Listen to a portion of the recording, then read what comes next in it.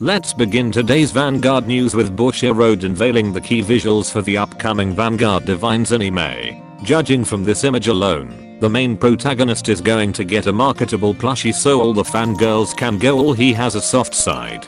And it seems that Taizo and Zakusa are returning due to being Bushiroad's on-hand voice actor / product stream presenters. Akina Miyodo is the name of the new protagonist that suspiciously rhymes with Aichi Sendo, that also uses a Keta Sanctuary deck with his ace card called Fated One of Miracles Reziel. His design checks the every blue-haired toy anime protagonist right down to the Ahoge and Angel Feather mains who have been waiting for some representation.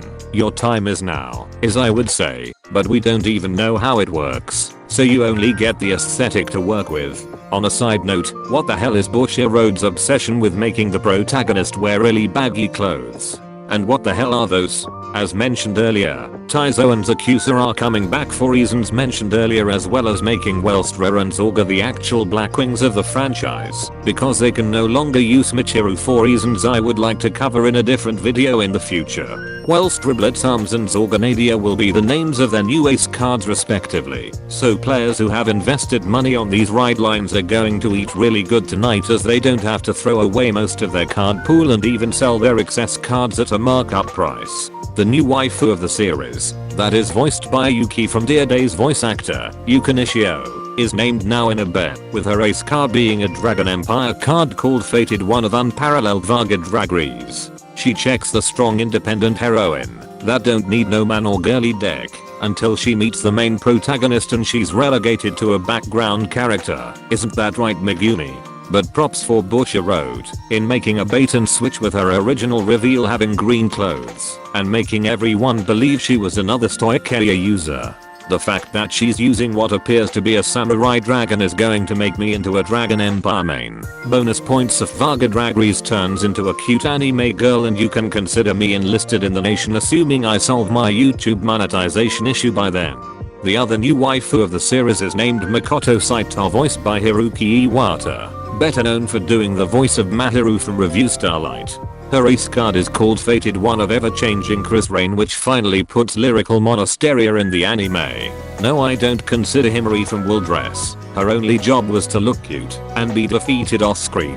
Mikoto checks the obligatory better than the main heroine's design, as well as being an idol in the anime, which in turn inflates her card's prices, so it's a good thing it's Lyrical Monasteria to begin with. Expect her voice actor to perform the second opening or ending of the DivineZ anime, assuming they don't replace now with a new main heroine by then. The new edgelord of the series is named Suo Yobitsugi with his ace card called Fated One of Zero Blank Maya. He checks so many anime anti-hero stereotypes, you can tell that he'll be the first antagonist that Akina will face in the first part of the anime, in which he'll add him to his friends list after being defeated. Other non-card game playing characters will be Akina's sister named Hikari Miyodo, which checks the sick little sister trope that Akina must protect by using a children's trading cards, and that will somehow cure her illness. Speaking of main heroines relegated to background characters, Megumi is returning with her trying to be Misaki 2.0 by working as a card shop staff despite being rich as hell. And for those wanting the mystical aspect of the series to return, here's DivineZ's new mascot called Gabrielius, voiced by none other than Lelouch himself, Jun Fukuyama. Vanguard DivineZ's main story revolves around 6 cards being sent to 6 people, like their Yu-Gi-Oh signers, to start the Holy Grail War. I mean some sort of Destiny war in which Akina predictably participates in order to cure his little sister. The new opening will be done by a VTuber wannabe group called VWP, while the ending is obviously going to be done by Morphonica, because it's not a Vanguard anime without Bushiroad's music division using it to promote their own talents and cutting cost by not outsourcing. It's time for the things people actually care about, the new product lineups we are going to throw money at. In a surprising twist that I've been advocating for years, DZBT01 will finally have all 6 nations in one booster set. That means Lyrical Monasteria has finally grown up to be a real nation, and are finally bumping fist with other dragons and demons in the same booster set.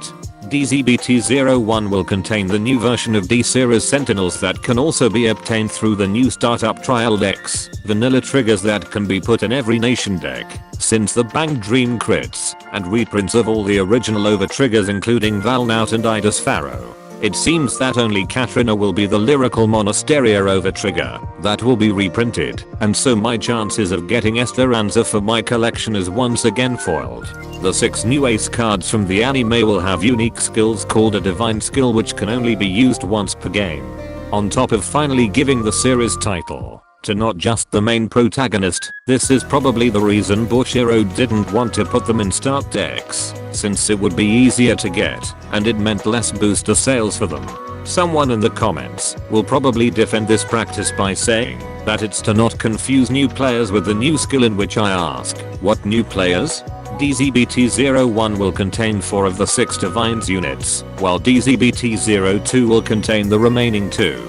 Seems that the first booster set is full of only protagonist decks, while the second booster set is filled with the antagonist decks. So those who want to save money but want to go full try hard in the meta may want to wait for DZBT-02. So in order for premium formats World Championships featured matches to not be filled with degenerate strategies while being streamed, Bushiroad Japan has finally banged Mitoa starting next year. Expect the English game to receive the same ban list a day before the World Championships are held. Another thing I've been advocating for some time now is that the right deck should not be included in the main decks count.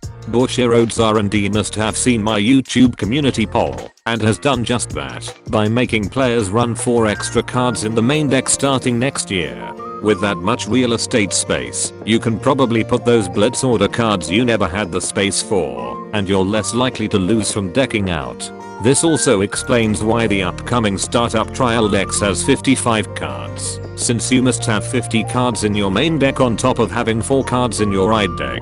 Also starting next year, winning a paper rock scissors or a dice roll will now let the winning player decide on who will go first or second. So those who collected those going first and second cards in DBT-05 or was stupid enough to buy the English version of DSS-11 are now useless outside of a gentleman's agreement or as reminder cards.